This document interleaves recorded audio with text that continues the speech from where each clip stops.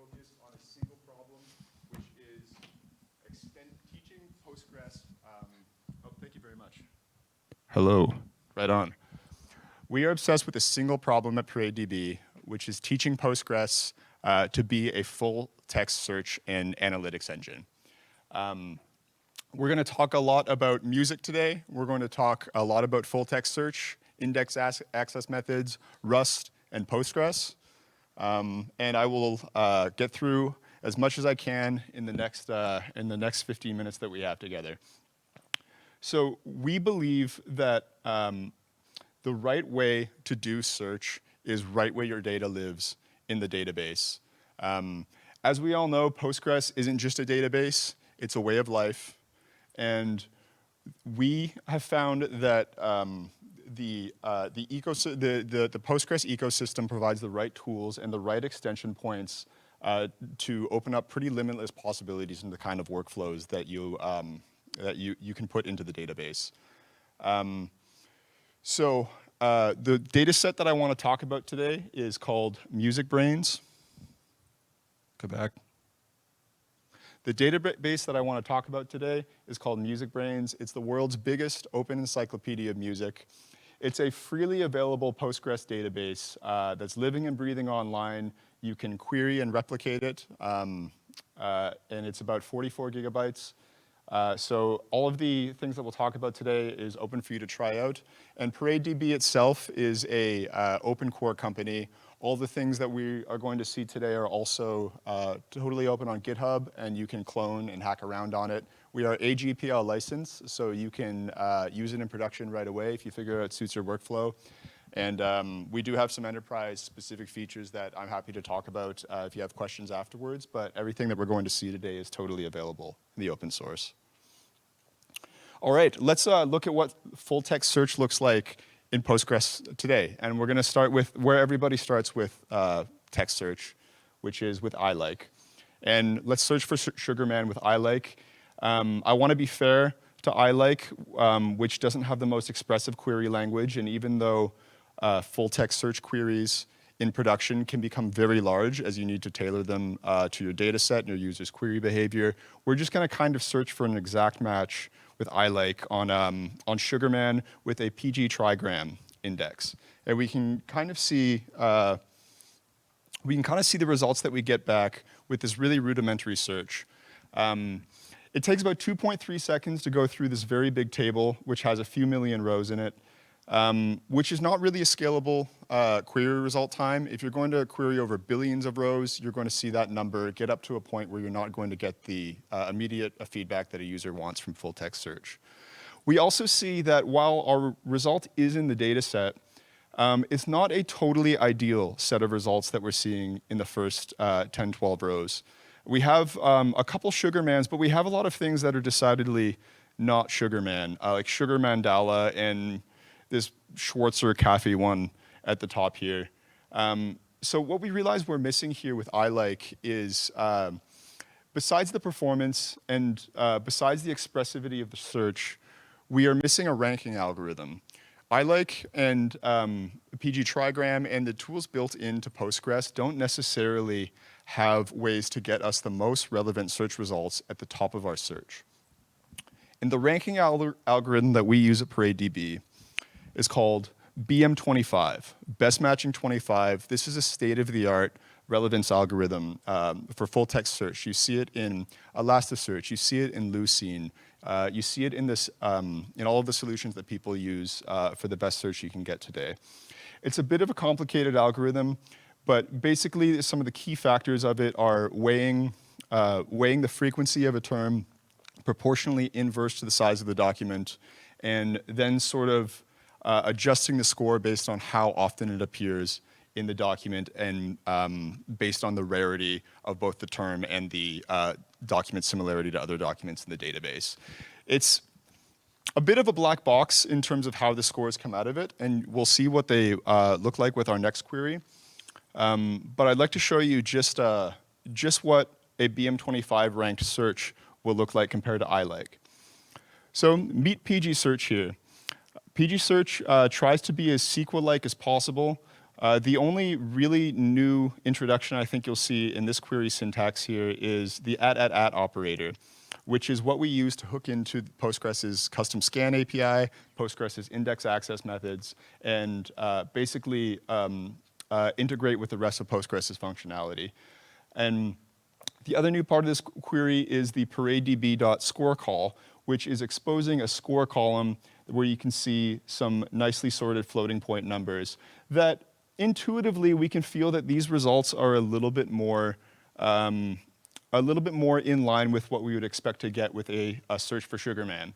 You know, we would like the exact Sugarman result to be the top one that comes out, and then deviations from it getting proportionally farther away as we go down the search results.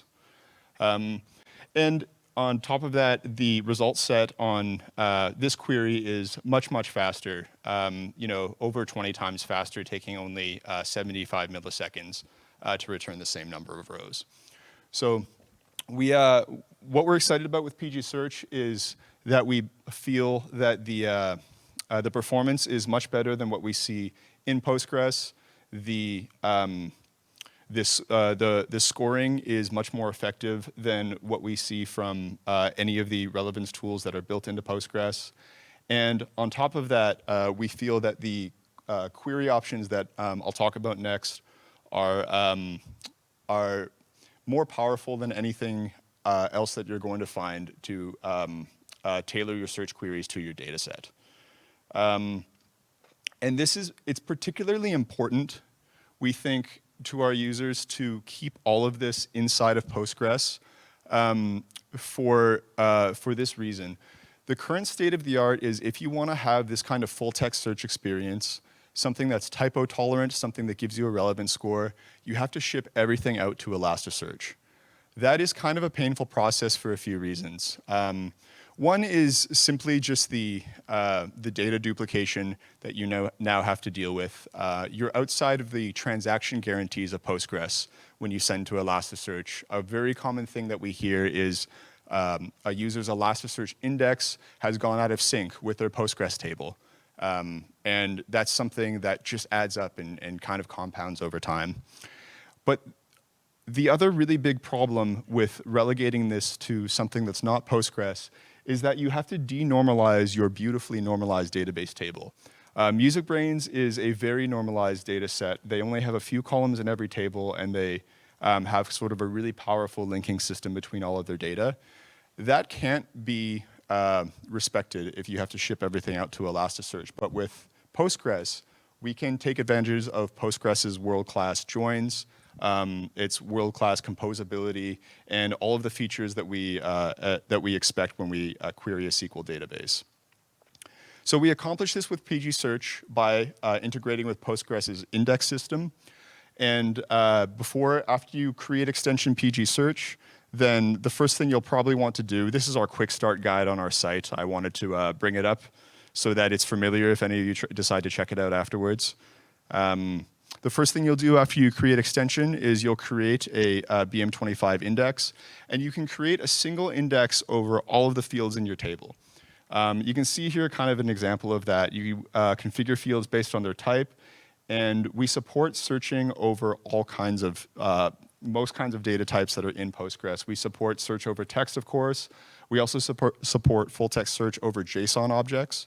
We support columnar analytics on numerical columns. It's not something I'm going to get into today, but one of the more powerful features of PG Search is its ability to do compound searches over text and numerical data in a single query to the index, and allows for some very, very quick operations that wouldn't otherwise be possible if you had to either go out to an external index like Elasticsearch or query everything in row-based tables. So there's a couple design decisions that get made when you build a BM25 index. Like we saw in the last slide, the first decision you need to make is choosing a tokenizer for words. This is a little bit of background theory on full text search, but when you're building a full text search index, basically what happens is words get split up into individual tokens, and those get put in the index, and when you're searching, you basically do a dictionary lookup, and you look up the individual tokens from a query, and you get the matches, you get all of the relevant matches from the index, and then an algorithm like BM25 comes in to decide which one of those matches is closest to what you were looking for. This is just a few of the indexes that we have available in PG Search, and some of the more popular ones that you'll see. Stemming is when we take a word that is plural, like or a word like running, and we turn it into run. So portions, components of English words or any of the supported languages can match components of the word in the index. N-grams is like PG trigrams, which is already popularly used in Postgres, except we don't lock you into permutations of 3. You can have permutations of any number that you want. You can do a regex and just design your own pattern for splitting words into tokens. And surprisingly, white space is the most popular and really one of the more effective just because it is so fast and it has the smallest index size. You can see exactly what goes on with the index size in the, or with the, how the tokens can increase index size in my next slide here. This is a create BM25 call over our artist table in MusicBrainz, and you can see I'm using a couple of tokenizers here, the n-gram tokenizer and the default tokenizer with English stemming. And we include a tool in PG Search so that you can intuitively get an understanding of how a certain query or input to the index will be tokenized. You can see at the top here how an English stemmer works. It'll take you down to the components of these words, and you can see how an n-grams index works as a sliding window across all of the terms in a phrase. And you can see with an n-grams index, even though it gets you a lot of typo tolerance and gets you a very broad set of matches for a query, it also explodes your index in size and can get you kind of a more broad match than you might be looking for in a query.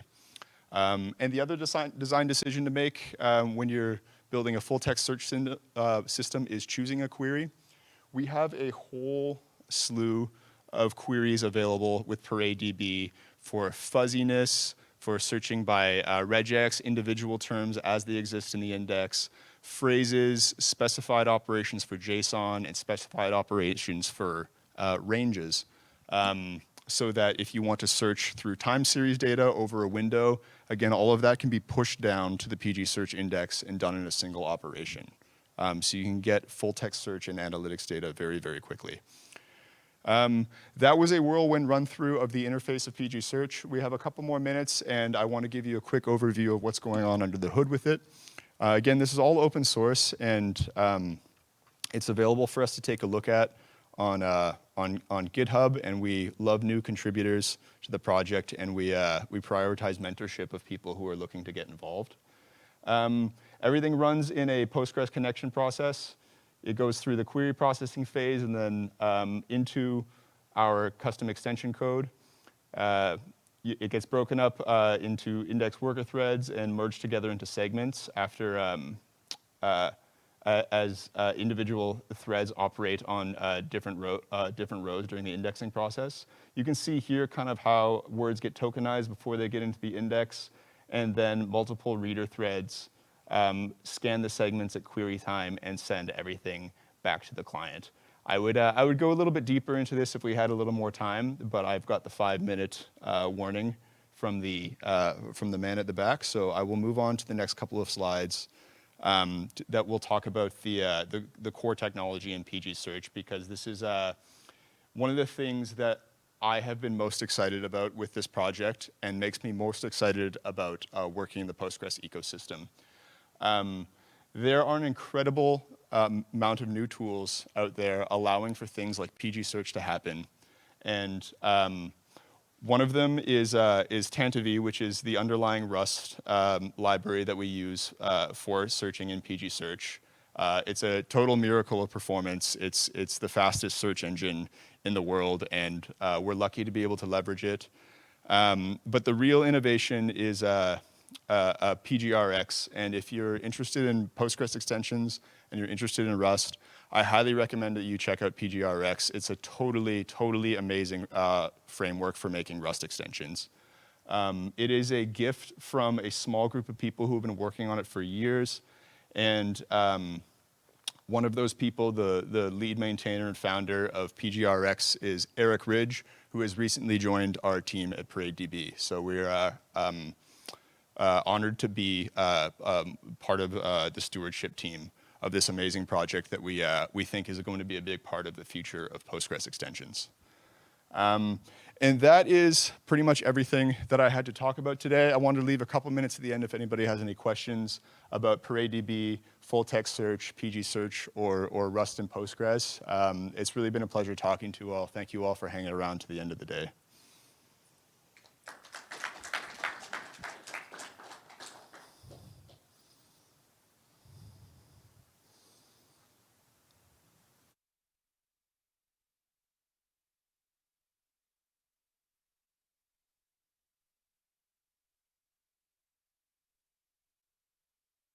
The many things that we talked about so far. Yes.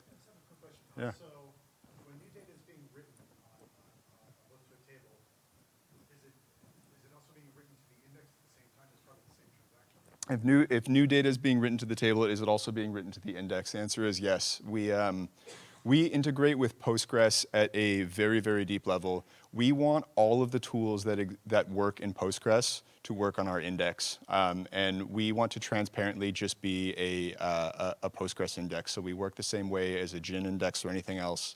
Once the index is built, then it is automatically updated on inserts, updates, deletes, and it adheres to the transaction life cycle. So if something goes wrong with the index insert, it aborts your entire transaction.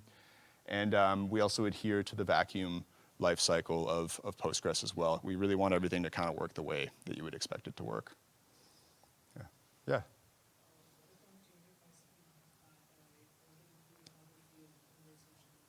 This is something I don't have great news for you. You do have to rebuild your index. I believe that is the case with standard Postgres indexes anyways, but you do have to do it here too. We do prioritize making index time as fast as possible, so when that does happen, it is not the most painful process in the world, but it's one to consider, for sure.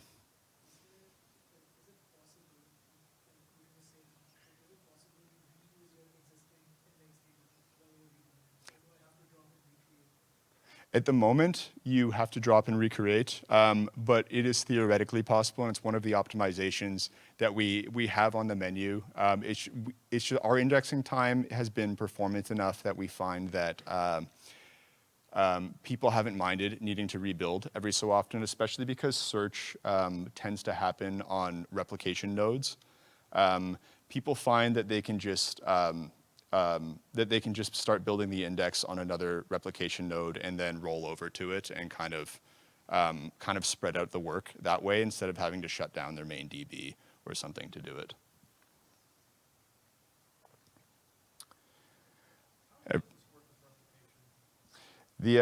Right now we are logical replication only. So basically by nature of the fact that we are just a Postgres index, we update our index whenever a Postgres node receives data through the logical replication process. It just happens automatically, like through any transaction. We are in the midst of a very big overhaul under the hood, which is actually going to transition us from using the operating system's file system for our index storage and transition us over to using Postgres's block storage system for our index storage, which will get us much closer to being able to support full write-ahead log replication and all of the standard physical replication that you expect from a Postgres-based workflow. And we hope that work will be done just in the next month. That's why I asked, because I know where you store your data. Yeah, totally. And we've studied a lot of other implementations of full text search in Postgres and other databases. PGRunga is a open source implementation of full text search that is relatively popular, not super actively maintained. And they had to come up with a very, very complicated system with custom resource managers to fully support write-ahead log replication because they are also file system based. But moving to block storage will mean that we can have something even more robust with a lot less work. So we're looking forward to that. It's the end of the day. Everybody can go home, order the bar, wherever you've been looking forward to. Thank you again for coming to Don't Stop Retrieving. See you soon.